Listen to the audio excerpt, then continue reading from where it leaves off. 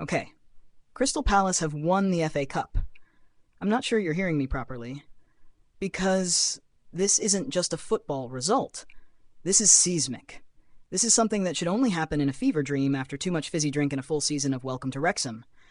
This is Crystal Palace, the team that once let Ian Holloway manage them the Premier League. The team that spent the better part of its 120-year existence bouncing between divisions like a club yo-yo with a budget. And now, they've just gone and won the oldest national football competition in the world. 1-0 at Wembley against Manchester City. Manchester City, the footballing Death Star. The team that doesn't rebuild, they reload. The side that goes full Pokemon. Gotta catch 'em all. Except with midfielders. They hoard possession, titles, silverware. And yet, here we are on the other side of 90 and then some, watching Dean Henderson fist the air like it's the climax of a sports movie. Eze scoring, Glasner screaming, South London howling. Let me say this again for the people in the back. Crystal Palace have won the FA Cup, not appeared in a final, not pushed it to extra time. No, they won. They lifted the thing with their actual hands. And it wasn't some freak 4-3 where City got caught napping and Palace just happened to score more goals. No, it was 1-0. A monument to suffering. One of those victories carved out of granite with fingernails and prayer. They led from the 16th minute and just never gave it back. This wasn't a fluke. This was resistance. Bloody, nerve-rattling resistance. Eze's goal? Poetry. A move that felt like the footballing gods got bored and decided to gift us a story. One chance, one finish, one explosion of belief. Munoz runs like he's got jet fuel in his calves, whips in a cross so low it nearly trips the laws of physics, and Eze, of course it's easy, just glides onto it like he's rehearsed this in a dream 1,000 times. Volley. Net. South London erupts. And then it starts. The siege. City's 30,000-headed Hydra begins to wake up. Kevin De Bruyne starts zipping around like he's powered by double espresso and resentment. Haaland's lurking like a specter. Doku is turning full anime protagonist mode. But none of it lands. None of it. Because Henderson decided today wasn't about stats. Today was about saves. It's a final, and he's playing like it's Judgment Day. He even saves a penalty. A penalty! In an FA Cup final. From Marmoush, while Haaland watches like a disappointed Norse god. Henderson becomes this weirdly calm hurricane in gloves.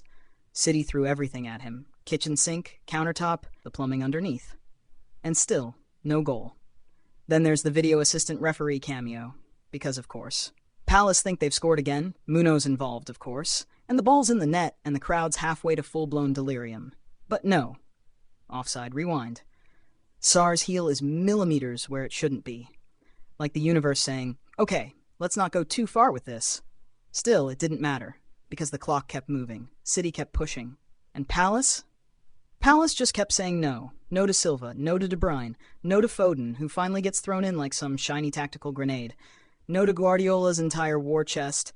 90 minutes pass, then 95, then 100. And they hold. And when that final whistle blew, when the ref finally ended it like some mercy decree from above, it didn't just signal the end of the match. It shattered a ceiling. It changed the shape of Palace's legacy. Forever. Think about this. A club that's been around since before women had the vote in Britain, who've lived lifetimes in the footballing shadows, who've watched City, United, Arsenal, Liverpool collect these trophies like fridge magnets while they clung to survival. That club just climbed the mountain and planted a flag. Palace have won the FA Cup. Just sit with that. It actually happened. And look, yes, City had the chances. Expected goals, irrelevant. Possession, cute. Style, wonderful. But football, in its cruelly majestic, illogical, heart-stopping nature, doesn't care. On this day, in this final, only one thing mattered. Did you score? And did you concede? And Palace answered both questions the right way. So now, the conversation changes. You can't talk about Crystal Palace the way you used to. This isn't the club that just wants to stay up anymore. This isn't the plucky underdog. They've won something. On the biggest domestic stage, at Wembley, against City.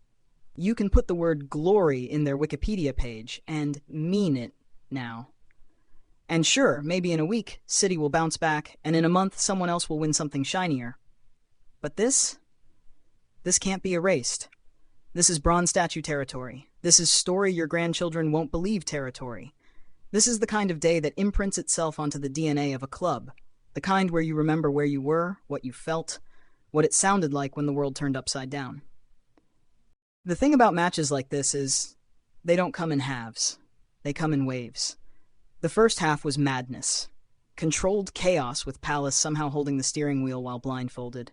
And the second half? That was survival, a siege, a test of willpower and leg cramps. Let's start from the top and walk through it like we're still catching our breath. 16th minute. The world shifted. One swift breakaway, some neat combination play, and suddenly Munoz is flying down the right like he's been launched out of a cannon. Cross comes in low and skimming like a warning shot across City's bow. And Eberechi Eze, he doesn't wait. He knows. He connects on the volley, and it's magic. I mean real magic. The kind you don't see in training ground videos or TikTok highlight reels. That kind of movement is born from rhythm, not drills. And after that, oh, it's all City. Of course it is. That's what they do. They react to conceding a goal like someone told them their credit cards got declined. De Bruyne turns into a general, Doku into a blur, and Erling Haaland, lurking, waiting, menacing, like the final boss in a video game no one wants to fight, but Palace are holding, just about. Until minute 33. Boom. Penalty. Mitchell gets tangled up with Silva in the box, one of those moments where you instantly reach for something to punch if you're a Palace fan. Silva goes down, the ref points, and Wembley holds its breath. And here comes Marmoush.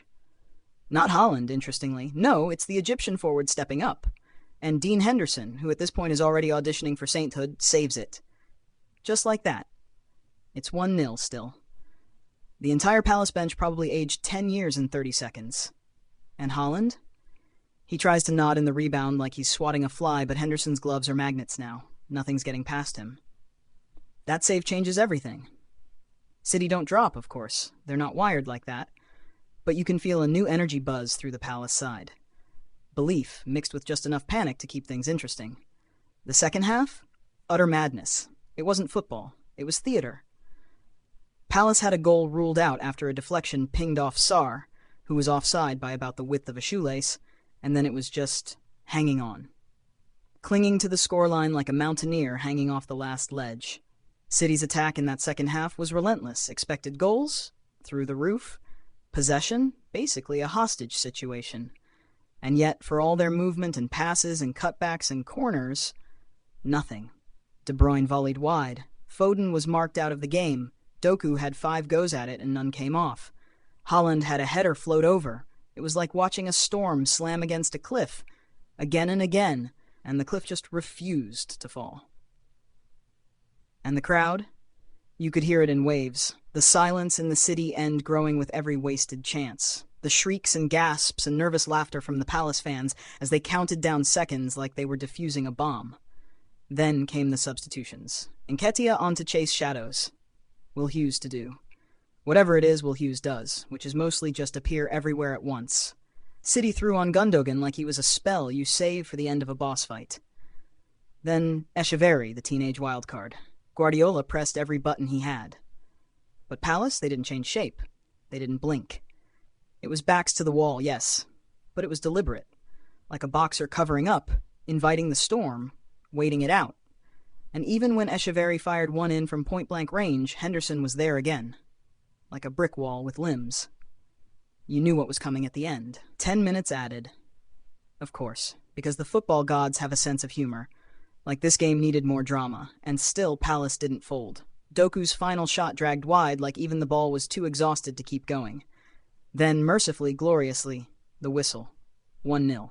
Full time. And the eruption, you could feel it in your bones. Palace players collapsing. City players blinking in disbelief. Henderson on his knees. Glasner with arms raised, eyes wide, like a man who's just won the lottery.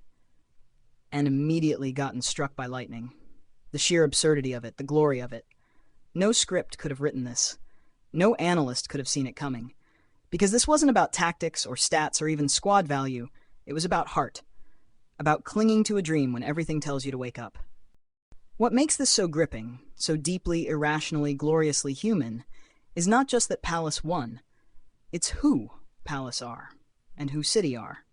Two teams who might as well be playing two different sports most weeks. One with resources so vast it's like watching a team made in a lab. The other, a club whose biggest tradition is hope, followed by disappointment, followed by ironic applause. Manchester City arrived at Wembley with the weight of expectation stitched into their sleeves. Pep Guardiola doesn't just field teams. He crafts them, sculpts them, like some balding tactical Michelangelo. And this was no B-team City side either. This wasn't rest and rotate. He rolled out De Bruyne, Haaland, Silva, Doku, Foden off the bench. They had Vardiol and Diaz at the back, Ortega in goal, no weak links. Even the teenager Echeverri looked like he'd been genetically engineered in a Champions League factory. And yet, all those riches, all that pressure, all those swirling blue shirts dancing around the edge of the box, and nothing. It just didn't happen. It refused to happen. There are days in football where the universe just says, nope. Crystal Palace, meanwhile, where do you even start? This wasn't a one-off Cinderella performance. This was months in the making. This was Oliver Glasner coming in and turning a team that flirted with mid-table mediocrity into something lean, furious, and sharp-edged. This was Palace choosing chaos and discipline in equal measure. Their shape was compact, their pressing precise, and their breakaways vicious. And they did it all without shrinking under the lights. You have to look at how they approached this. They didn't try to out-football City. That would have been tactical suicide. Instead, they played like they knew who they were. They knew they'd be outpassed, outpossessed, probably outshot 5-1. But they also knew something else, something that doesn't show up in the data. They knew how to suffer, and they were ready to suffer. Together. This was a team of individuals who turned into a pack. Every time a City player got within 20 yards of goal, suddenly there were 3 Palace players in the way. Blocking, chasing, harassing. No glamour in it. No headlines. Just grit, and pain, and more grit. And it wasn't just about heart. It was clever, too. The timing of the substitutions. Nketiah's introduction gave them an outlet. Hughes brought that groggy, scrappy energy in midfield like a guy who's just been told there's only one biscuit left and it's his. Even Lerma, dropping into the backline for the injured Guehi, looked like he'd been training to be a centre-back his entire life. Compare that to City. Yes, they created. Yes, they pressed. But you could feel the weight on them. Every missed chance stacked higher. Every off-target shot stretched the nerves tighter. By the 85th minute, it wasn't a football match anymore. It was a psychological experiment. The longer they didn't score, the more you could feel the fear. That creeping doubt. That desperate urgency that makes even De Bruyne misplace a cross. That makes Haaland snatch at headers. That makes Guardiola switch from philosophical squatting to full-on sideline stomping. You can't rehearse that pressure. You can only live through it. And when you look at how both teams walked off the pitch at full time, the contrast was night and day. Palace looked like they'd won a war. City looked like they'd been caught in the wrong dream. The kind where you turn up to an exam naked and can't find the door. That stunned disbelief. That quiet walking off, heads bowed, boots dragging. Because here's the truth. When City lose, it shakes the world. When Palace win, it rebuilds it. And yes, Guardiola will move on. He'll polish this off as an anomaly. And he's earned that right. His record is ridiculous. But this match, this was Glasner's. This was Palace's. It was a validation, a rebuke to every doubter, every spreadsheet, every inevitable narrative. Football isn't a formula. It's a fight. And today, the scrappy South Londoners took their gloves off and said, let's go. Let's talk about the players, because this madness, this glory, this slice of footballing mythology was written in sweat and lungs and very possibly 1 or 2 half-functioning hamstrings. Start with Eberechi Eze. Because, of course, there is something poetic about a player like Ez writing his name across Wembley in permanent ink. Not just the goal, though yes, the volley was cleaner than amongst chintz. It was the way he moved, the way he turned City midfielders inside out, like jackets at airport security. He played like the pitch was his canvas, and Manchester City were just unwilling background extras. His touch was silk, his running was all rhythm, and every time he got the ball, it felt like he might just do something impossible. And then, well, he did. Then there's Dean Henderson. Honestly, give him the freedom of Selhurst Park. Just let him live in the trophy room. The man had the game of his life. Saving a penalty in a final? That's myth-making stuff. But it wasn't just the big moments, it was the constant ones. The tipped shots, the punches, the command, the rage. He played like every goal conceded would cost him memory. Not even a sniff of City smugness made it past him. And when the pressure reached biblical levels in stoppage time, there he was. Still flying, still clawing, still refusing. Daniel Munoz? This guy ran more miles than your Deliveroo driver during a bank holiday. 1 assist, 1 disallowed goal, and a personal vendetta against the concept of rest. His movement was constant, his delivery razor sharp. That cross for Ezzy's opener was criminally precise. You could measure architecture with that kind of alignment. And he kept going, kept defending, kept driving forward, kept dragging this team up the pitch like he was hauling a sofa up a hill. Wharton and Kamada, midfield engines.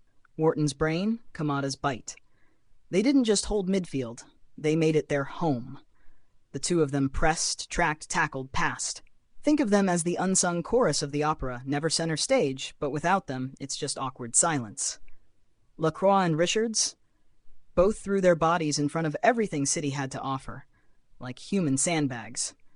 Lacroix in particular had that look of someone who doesn't care what's coming, as long as it doesn't go in. Blocks, headers, clearances, desperate flailing, all of it. And yet somehow it never looked desperate. It looked like faith, like belief in each other. That someone would cover, someone would clear, someone would scream if they needed help. And then there's Mateta. He didn't score. He didn't need to. He bullied City's center backs like he was collecting debts, held the ball up, won fouls, gave Ezzy and Sarr time to launch their attacks. The kind of performance you only notice when you stop breathing and go, wait, is he still running?